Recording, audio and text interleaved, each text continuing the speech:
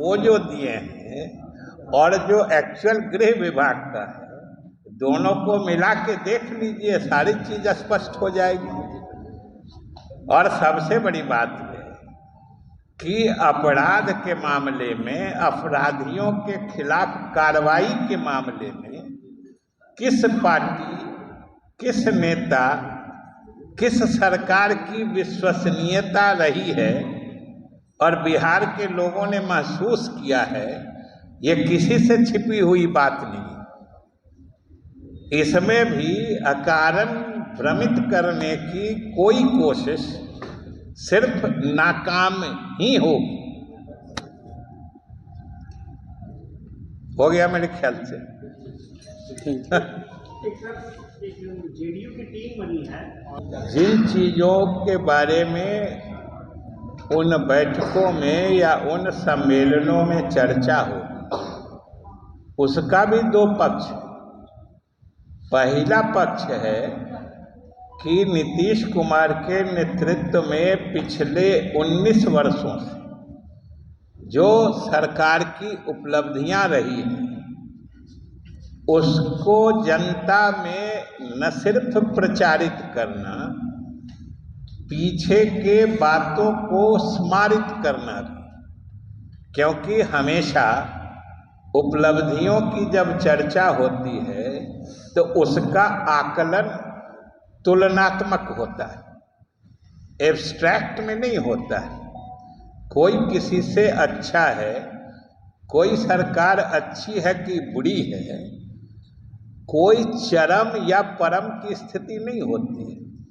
हम जब कहते हैं कि हमारी सरकार अच्छी चल रही है, मतलब है कि हम लोगों ने जिनके विरुद्ध जनता का विश्वास प्राप्त किया था, हमने जनता की आशा के अनुरूप ही नहीं बल्कि उनकी आशा से भी आगे बढ़कर जनहित में और उनके कल्याण के काम किए, पहली चीज। और दूसरी चीज है, वो दूसरा पक्ष है कि जनता के बीच भ्रम फैलाने के लिए या समाज में द्वेष पैदा करने के लिए या समाज में विभाजनकारी बातों को जोड़ पकड़ाने के लिए जो कोशिशें हो रही हैं या होंगी, हम जनता को उसके प्रति आगाह करेंगे, सजग करेंगे।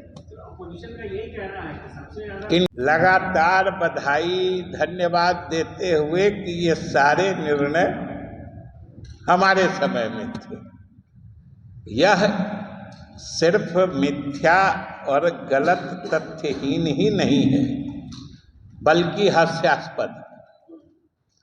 ये आप भी समझिएगा जब आप इसको समय काल क्रम से देखिएगा कि ये निर्णय, आप सबको याद होगा कि शुरू में पंचायतों के माध्यम से शिक्षकों की नियुक्तियां होती थी और जो वरीय शिक्षक होते थे वही प्रधान शिक्षक या प्रधानाध्यापक के प्रभार में रहते थे। लेकिन धीरे धीरे मुख्यमंत्री जी ने महसूस किया और लोगों ने में भी इस बात की चर्चा होने लगी कि इस तरीके से शिक्षा की गुणवत्ता पर उसका नकारात्मक प्रभाव पड़ रहा था और इस व्यवस्था में सुधार लाने की बात चल रही थी।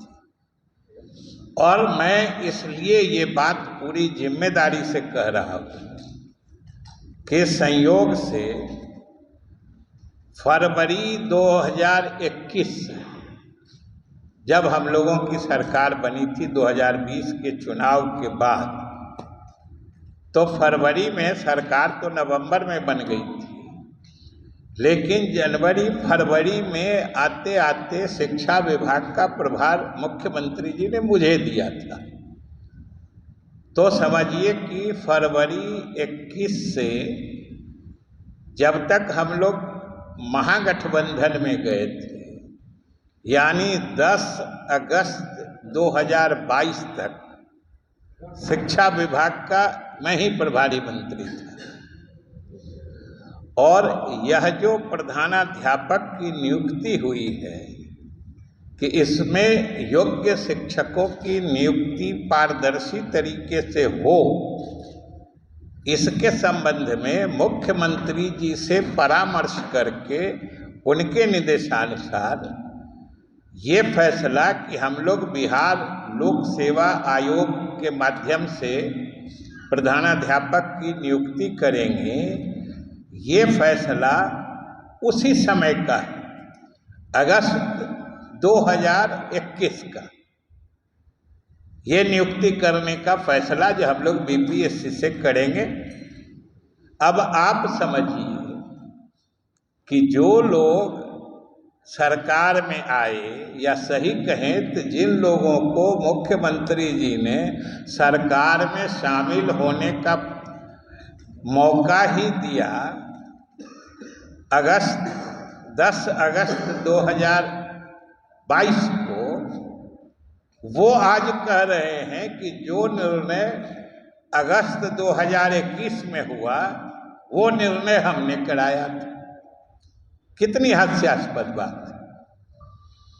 और उसी के बाद मार्च में हम लोगों ने, हम ही शिक्षा मंत्री थे, हमने उसको फॉलो करके मार्च 2022 में ये पहला विज्ञापन आया था।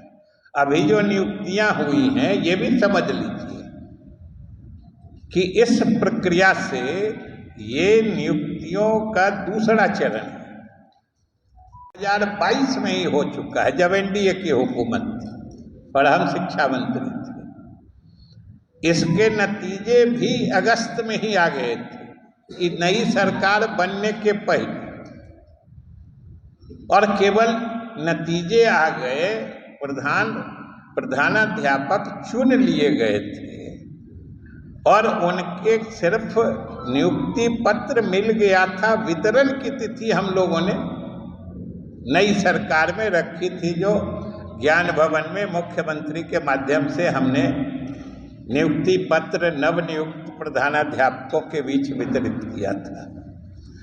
अब आप सोचिए कि कितना हास्यास्पद है उन नियुक्तियों का श्रेय लेने की जो मन में बेचैनी है, ये समझ सकते हैं।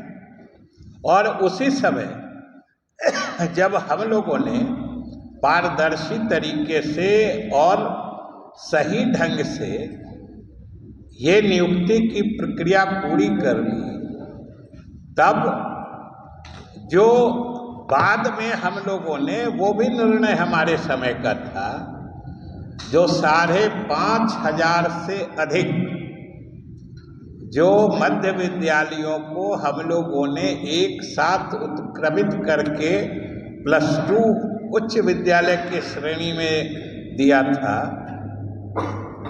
एक तो वो भी निर्णय मुख्यमंत्री जी के पुराने सरकार का था कि हर पंचायत में एक +2 विद्यालय खोलेंगे, और वो भी हमारे ही समय में, उसी समय में 6421 पद नव उत्क्रमित +2 विद्यालयों के लिए सृजित हुआ था। और जैसा कि हमने कहा कि मार्च 22 में वो 6421 विद्यालयों में प्रधानाध्यापक के नियुक्ति का विज्ञापन बिहार लोक सेवा आयोग द्वारा निकाला गया था। संयोग से उस परीक्षा में केवल 425 के आसपास लोग उत्तीर्ण हो पाए थे। उनका भी नियुक्ति पत्र हम लोगों ने उस समय दिया था, और उसी परीक्षा और जो योग्य शिक्षकों का चयन हुआ उसी को जारी करते हुए हम लोगों ने उसी समय निर्णय लिया था कि जो 1 से 5 यानी प्राइमरी स्कूल के जो प्रधान होते हैं, जिनको प्रधान शिक्षक कहते हैं, और +2 तक के विद्यालय के जो प्रधान होते हैं उनको प्रधानाध्यापक कहते हैं, कि हम लोग प्रधान शिक्षकों की भी नियुक्ति में और सामान्य शिक्षकों की नियुक्ति में भी हम लोग बिहार लोक सेवा आयोग से ही परीक्षा के माध्यम से करेंगे, ये निर्णय भी उसी समय हुआ था। अब जरा आप इस क्रोनोलॉजिकल ऑर्डर में समझ लीजिए, और हम तो आप ही लोग से कहेंगे कि भाई हम तो आपको डेट दिया है, ये तो दस्तावेजी प्रमाण या तथ्य है, शिक्षा विभाग से ही आप लोग सत्यापित कर लीजिएगा।